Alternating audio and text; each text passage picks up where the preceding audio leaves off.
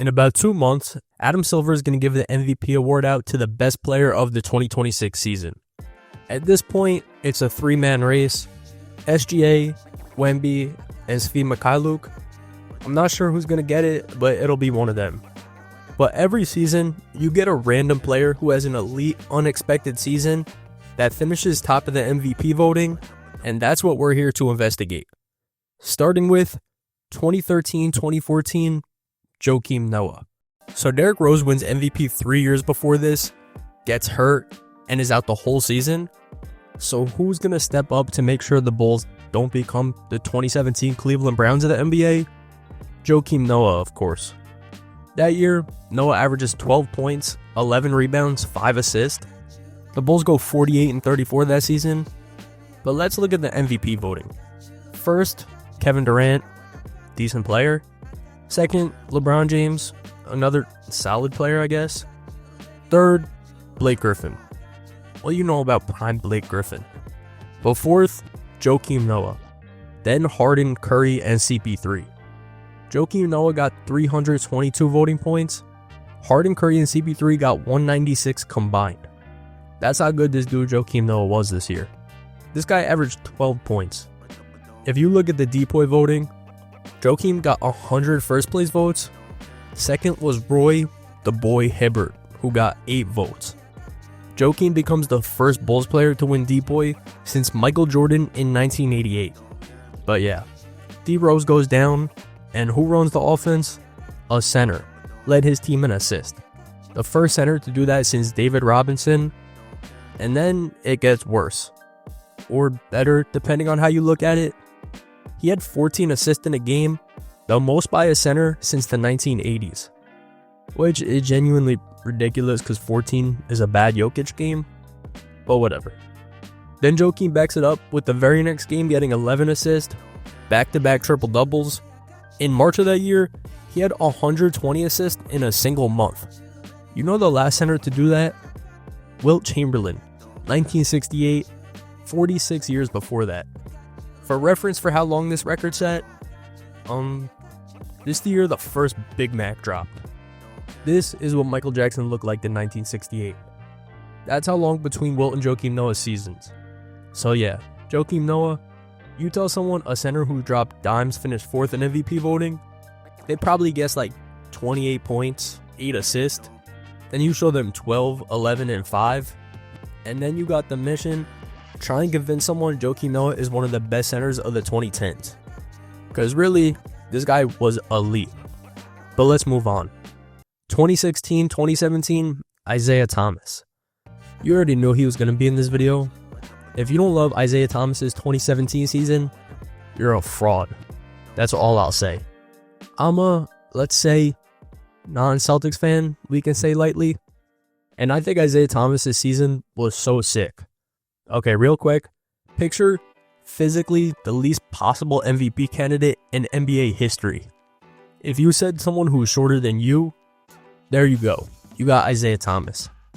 This guy dominates the NBA at 5'9" in 2017, 29 points per game. Only Russell Westbrook scored more that year, the guy who won MVP. Let's look at the MVP voting. It went Russ, Harden, Kawhi, LeBron, Isaiah Thomas. Of course, the Fab Five. Then after Isaiah Thomas, Curry, Giannis, and John Wall. Shout out to John Wall, man. But let's go back to 2011. Isaiah Thomas was the last pick of the draft. Then skip to 2017, he becomes the clutchest player in the NBA. He averages 9.8 points just in the 4th quarter. 9.8. That's a full game stat line for some guys.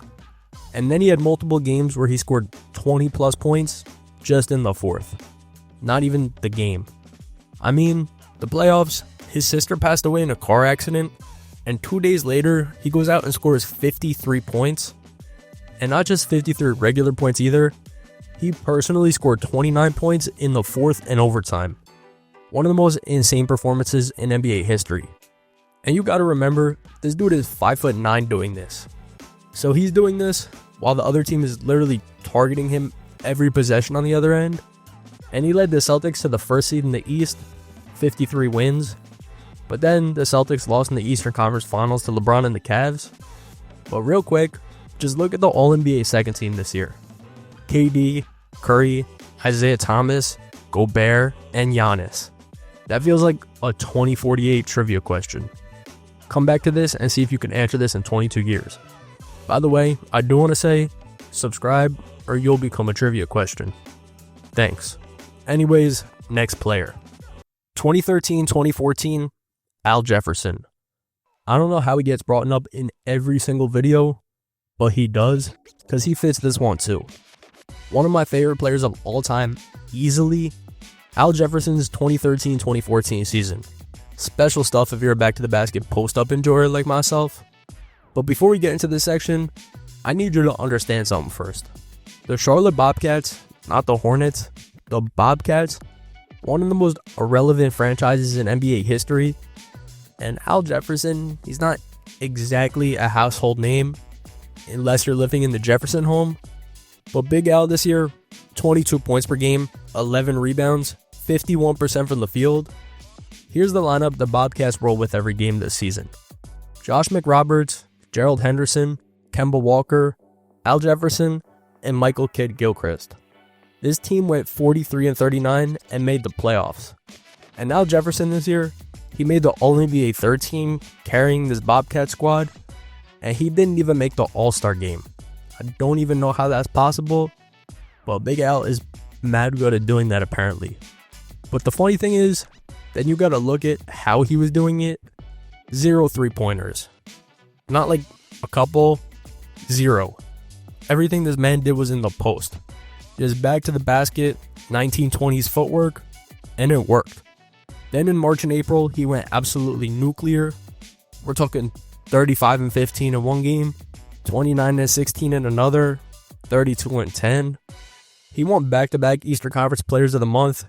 The best player in the entire East for like 6 weeks straight was Al Jefferson on the Charlotte Bobcats.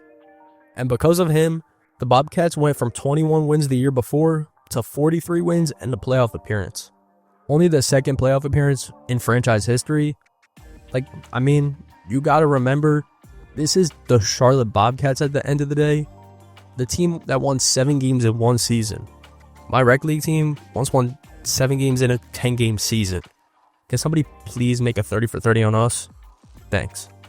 But looking at the MVP voting in this season, this is the Joakim Noah season actually. So we know the top 4, the core 4, KD, LeBron, Blake Griffin, Joakim Noah. Actually, I showed the other 3 too. Harden, Curry, CP3. But right after them, Al Jefferson. 8th in MVP voting. The only MVP votes this guy got in his career. And honestly, they were very well deserved. Okay, next player. 2015-2016, Draymond Green. Just close your eyes and imagine this. 2015 NBA MVP, Steph Curry. 2016 NBA MVP, Draymond Green. 2017 NBA MVP, Russell Westbrook. Imagine going back and seeing that. This season, Curry actually did win MVP, unanimously actually. Then Kawhi, LeBron, Westbrook, Durant, CP3. Then Draymond Green came in 7th place in MVP voting. The guy who averaged 14 points per game, 9.5 rebounds, 7.5 assists. If you win MVP with those stat lines, you know what? Honestly, you deserve it. But obviously, as everybody knows, Draymond's impact doesn't come in stats. The Warriors that year went 73-9, the best record in NBA history. But honestly, most years 14-10-8, that probably won't even get you an all-star appearance. It got this guy 7th in MVP votes. But the reason, his defense. He was 2nd in DPOY too, right behind Kawhi Leonard. I feel like every year in the mid-2010s was me, Kawhi, and Draymond fighting for DPOY. Top 3 every year. But Draymond was guarding centers, forwards, guards, literally everybody, and doing it well. There was one specific game that year, Draymond had 4 points, 12 rebounds, 10 assists, and 10 steals. First off, a triple-double without points is insane. But second off, Draymond, how you gonna sell the bag and not get a points for quad double? Me personally, I'm gunning 3s till I make 2 of them for 10 points. But it doesn't really matter. That game though, that was the perfect way to describe that season. Just do everything and lock down on defense. Draymond did everything on the best team ever as the third option behind Curry and Clay, and still got MVP votes. And like Al Jefferson, Draymond never got another MVP vote outside of this season, and he got compared to Chubbs. Is there a higher honor than getting compared to Chubbs? I don't think so. But that reminds me, this video is presented by PrizePicks, America's #1 sports pick app. And I've actually got a lineup that I'm rolling with right now. I took the Detroit Pistons to win the NBA Finals. I put $10 on it for a chance to win $166. That's a 16.66 times payout. And honestly, this isn't random, because I feel like if Cade comes back healthy, they have a real path. He runs the offense, and when he's on the floor, the Pistons' efficiency is insane. That completely changes how competitive they are in the East, and honestly, I think they could dominate the East. And that's why I like this spot on PrizePicks. It's simple. You just pick more or less on player stats and even team outcomes, lock in your lineup, and you're set. I'll be posting more of my lineups on there too, so if you want to tell what I'm doing, make sure to follow me on the app so you don't miss anything. And if you've never tried it before, new users can pay $5 and get $50 in lineups instantly when you use code HMA. So download PrizePicks using the link in the description, use code HMA, and let's see if this Pistons pick hits. And as always, play responsibly. 2012-2013, Ty Lawson. This one might be the most random on the list so far, because at least with the other guys, you can look at their stats and go, okay, I guess I see it. But with Ty Lawson, I don't know. The guy averaged 16 points and 7 assists this season, and finished 12th in MVP voting. Let's run through the voting quickly. LeBron, Durant, Melo, CP3, Kobe, Tony Parker, Tim Duncan, Harden, Westbrook, Wade, Curry, then KG, Marc Gasol, and Ty Lawson tied for 12th. So basically the 14 best players ever and Ty Lawson. But honestly, Ty Lawson was such a dog. The Nuggets won 57 games that year, and Ty Lawson was their leading scorer. Their best player averaged 16 points, and they won 57 games. Which means nobody on this team was going crazy. Like if you want to know their second leading scorer, Danilo Gallinari at 16.2 points. And also, Ty Lawson pulled an Al Jefferson, no All-Star game, but MVP votes. But Ty Lawson didn't even make the All-NBA team either, so this season is even more random that he got MVP votes. Then in the playoffs, Ty Lawson turns it up even more. He averaged 21 points and 8 assists. He had a 35-point game, like clearly the guy had it in him. And then after this year, he never got MVP votes again. This Nuggets roster is low-key sick though. Costa Koufos, Andre Iguodala, Kenneth Faried, Lawson, Gallinari, Andre Miller, Wilson Chandler, Evan Fournier, Corey Brewer, Jordan Hamilton, Timofey Mozgov, JaVale McGee. No wonder this team got 57 wins. If this team won the championship, this would actually be the most legendary team ever. But next player. 2020-2021, Julius Randle. As a Julius Randle truther, I had to include this in the video. 2021 Julius Randle might be the best player in the history of basketball. And Randle's is a little different from the other guys on this list, because the other guys were random because of how they produced. Julius Randle is random because of the jump he took. Like where this jump came from.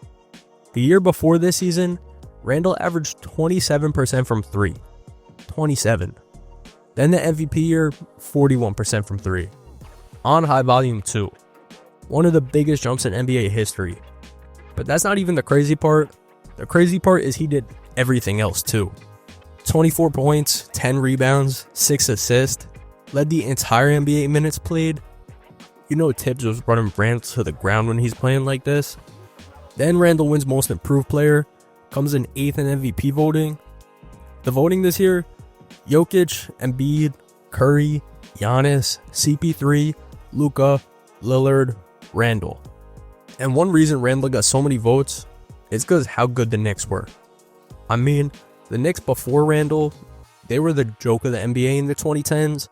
They won 21 games the year before. Then this year, 2021, they go 41-31, the 4 seed, because Julius Randle decided to become a completely different player. I mean, look at the lineup the Knicks were running with. Elfrid Payton, RJ Barrett, Reggie Bullock, Julius Randle, Nerlens Noel. This was a team that had home court in the playoffs.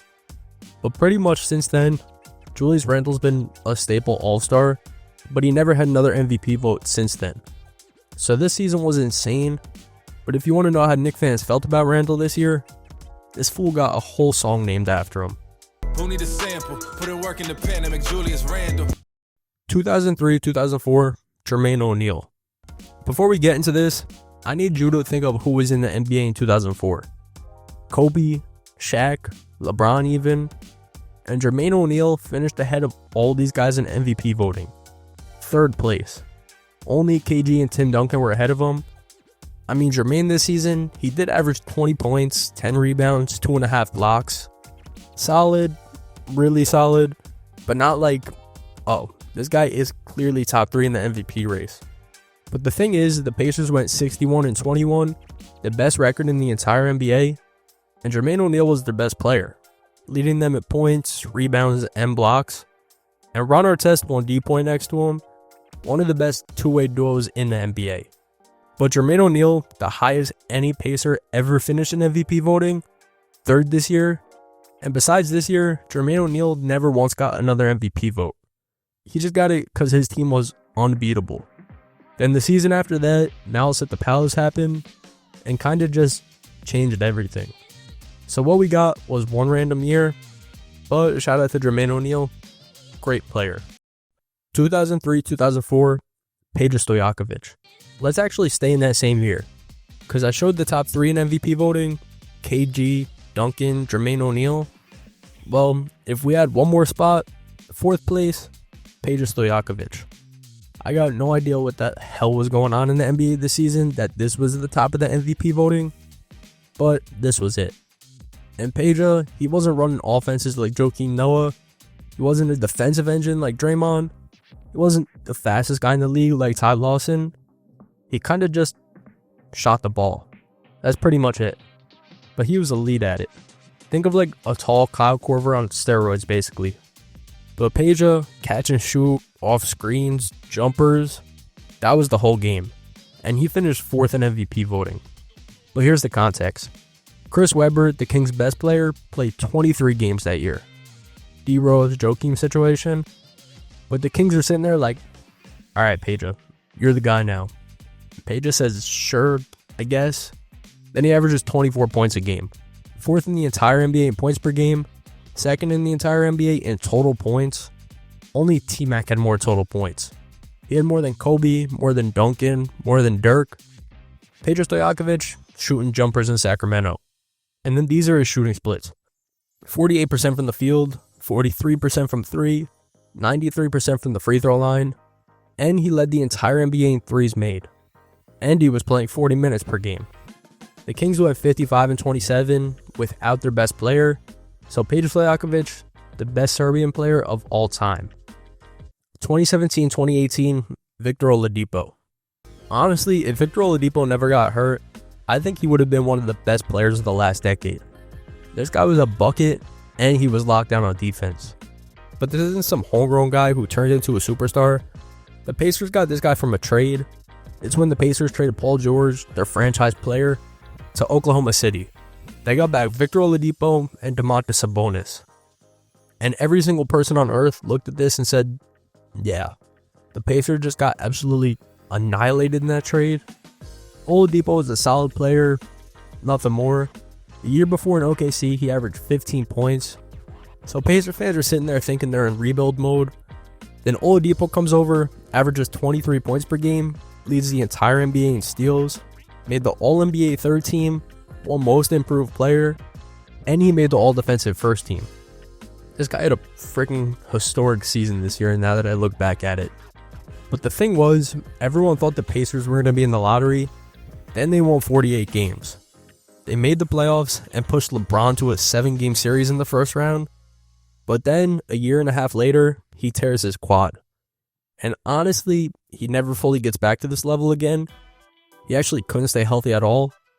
And the next few seasons, out of a possible 318 games, the guy plays 171. But that one year, he was actually special.